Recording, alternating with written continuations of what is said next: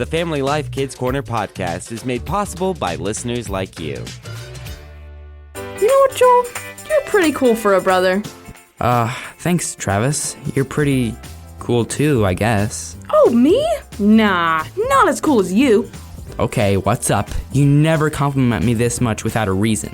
What? A cool guy like you? I'm sure I must have complimented you plenty of times. Well, yeah, if you want something. Well, there is one thing. And that is? Could you start up the kids' corner?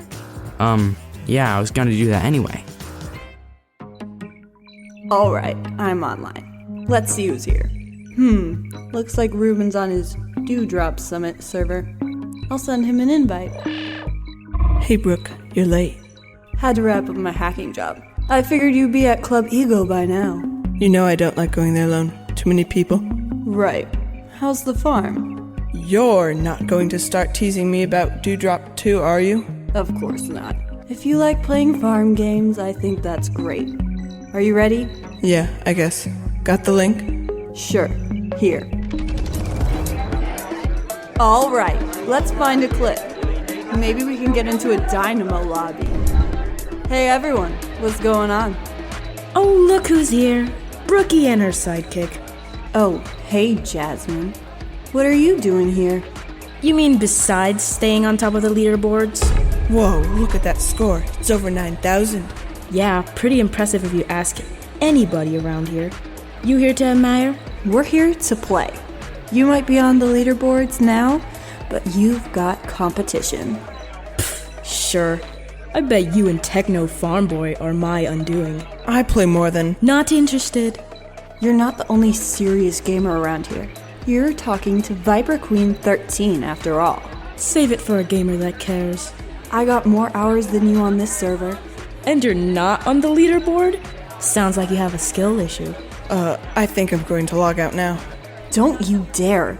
We got to put this poser in her place. I think the leaderboard did that already. Can I at least listen to a radio program? I suppose.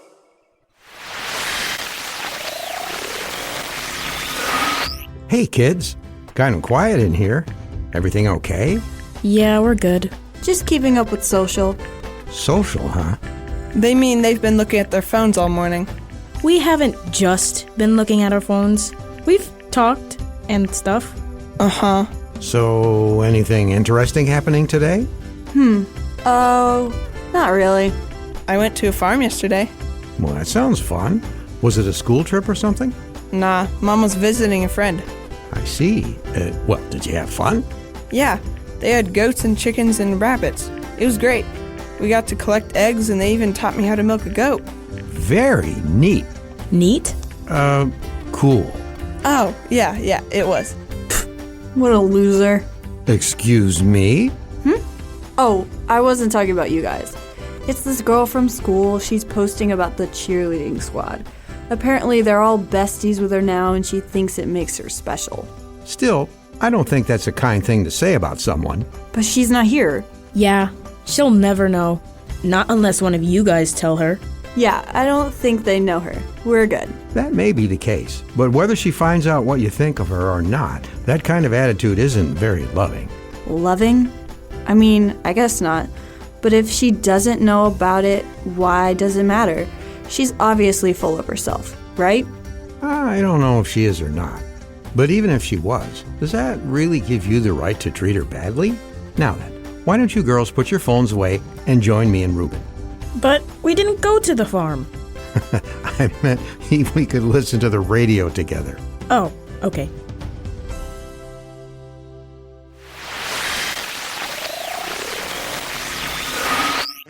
Mr. Jacobs, can I ask you something about what you said earlier?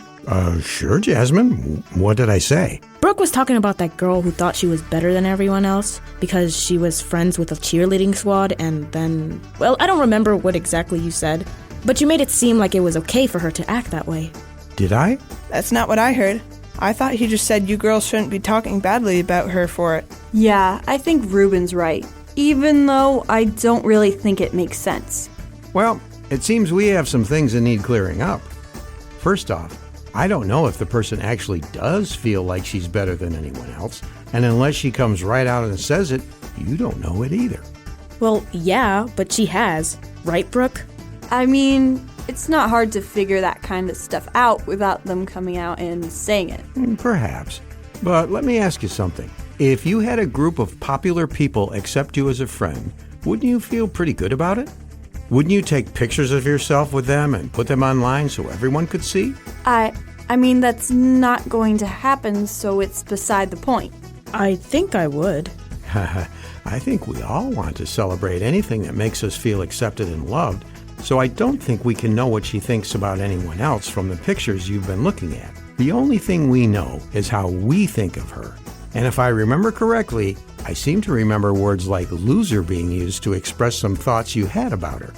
That was just your point. Isn't that kind of thinking you're better than her? You know, doing what you said she was doing? All right, I get it. I'm in the wrong yet again. What a surprise. Whoa, drama much? Now hold on, Brooke. No need to go that far. I think I see what's going on here. Oh, good, because I'm really confused right now. And let me guess, you have a drama script to explain. Now I can skip it if you'd like. No, we want a drama script.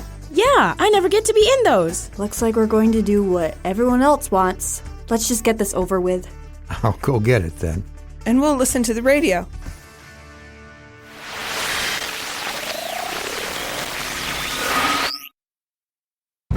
And now, from the garage of Lionel Jacobs comes a constructive drama, The Brick Towers, an adapted biblical teaching about esteem. Once upon a time, in a faraway land, there was a noble queen. We are pleased to make your acquaintance. Like most queens, she would make decrees and edicts for her dominion in efforts to make it grow and prosper. Unlike those that would do to the contrary. One day, the queen called to her court the two most skilled builders in the realm. Your Grace, I, Antonio de Sacramento, the most talented and masterful of builders, am at your humble service. And I, Georgina Lafayette, the even more talented and masterful of builders, am at your most humble service. Welcome, both of you. We have in mind to build a new palace. It will be beautiful, it will be monumental, and altogether worthy of our excellence. Ah, Your Majesty, I would be most pleased to build this for you. As you can see from my portfolio, there are many wonders around the world that have been constructed by these very two hands. Your Majesty, he may have the experience and the notoriety, but what does a man know about building a palace for a queen? Am I right? Now, look at these designs I have here. As you can see, the woman's touch on all of these captivating buildings is something my friend here cannot match. We see that you both have talents that will serve you well, so we propose a trial to see who will build our new world-famous palace. A trial? Your Grace. What kind of trial, Your Most Gracious? Let it be that 2 towers be built in my courtyard, one red and the other yellow. We will judge from the outcome who will build our new palace. You have 2 weeks. And so, Antonio and Georgina began their work. Antonio working with red bricks and Georgina with yellow. At first, they worked hard on their own towers, but as each of the towers slowly grew, they started to look at each other's work. Why are you laying your red bricks like that? I've never seen any real builder use that kind of design. Of course you haven't. I wouldn't expect you've met any real builders. You might as well give me your bricks for my tower. Would hate for them to go to waste. With the way you're building, I think you better worry about wasting your own bricks. Over the 2 weeks, the rivalry grew. Insults and boasts were exchanged, and soon there were some dirty tricks being played. Hey, I had a stack of bricks right here. Where'd it go? Hey, you got yellow bricks on your tower. Yep, thanks to your kind donations, my tower will be taller because I had more bricks to work with. Give those back. Hey, get away from my tower. You have your own. Whoa, stop! You're going to knock my... Whoa!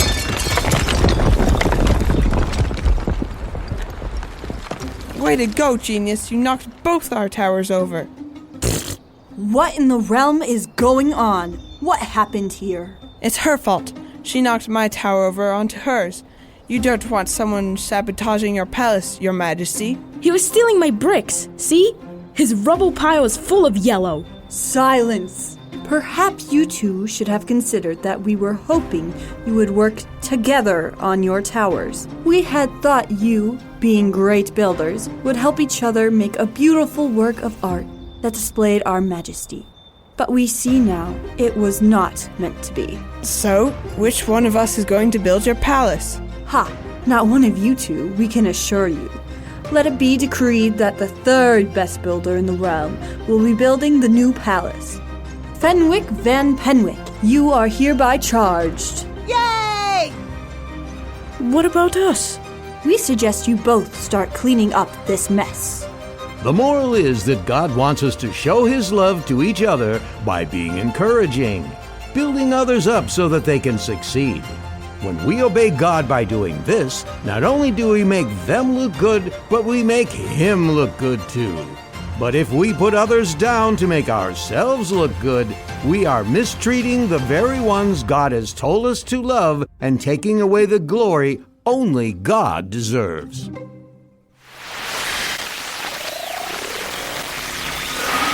So, Mr. Jacobs, I've been thinking about the script and the moral, and I'm not sure what you were trying to say. Oh, I'm sorry I wasn't more clear, Brooke. I just meant to say that when we tear others down, it's often a way we try to build ourselves up. So you were saying that when I make fun of people, it's because I want to make myself look better? I can't say that for sure, but very often when people do that, it's for that reason. Am I wrong? I'll give you that one, but why does God care? I mean, it's not like I'm killing anyone or anything. It's just words. Besides, doesn't God want me to feel good about myself? You know, self-esteem and all that? Yes, self-esteem. Why does God care what we do if we just want to feel important and special? I asked first. She kind of did, Mr. Jacobs. Thanks, Jasmine.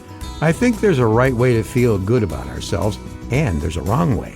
In Psalm 139, verse 14, 1 Corinthians 6:20, and verses like them, it's clear that God not only made us to be special and unique, but He paid a huge price so that we could be His forever. If that doesn't mean you're someone important, I don't know what else could. Right. So it's not wrong? Here's the thing. Who made you special? Who says you are valuable in these verses? God? Exactly, Reuben. When we talk ourselves up, put others down, or even when we say we are worthless, we are saying that we know better than God and we know what true value is. Kind of big talk for people who only see things from an imperfect perspective. Yeah, I think I get it. You get what, Jasmine? I've just been thinking about what I heard in church and stuff. And what I think Mr. Jacobs is saying is, we can't make ourselves worth more or less by anything we do or say. God is the one who says we matter, and that's all we need. So instead of looking at my self-esteem to know my value, you're saying I should look at my value to get my self-esteem. Sounds good to me. But like it says in Matthew 22 and Philippians 2:3, our first concern needs to be about loving God, and then others, and then ourselves. Yeah, that's going to take me a bit to figure out. Trust me, you're not alone. I have to work hard to remember to put others first on a daily basis. But with God's help, we can all do it. If you say so. Oh, don't take it from me. Take it from God. Philippians 4:13 and Matthew 19:26. Okay, if He says so. One more question, Mr. Jacobs. What's that, Jasmine? Can we look at our phones again? I am expecting a text from my mom. Oh, of course. I didn't mean to imply you couldn't use your phones at all. Now he tells us. I'm guessing we're done listening to the radio then? Yeah, you can turn it off.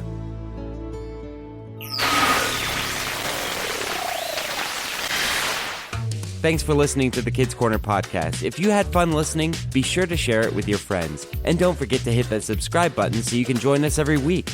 The Kids Corner and other Family Life podcasts are made possible by your financial support. Learn more at familylife.org.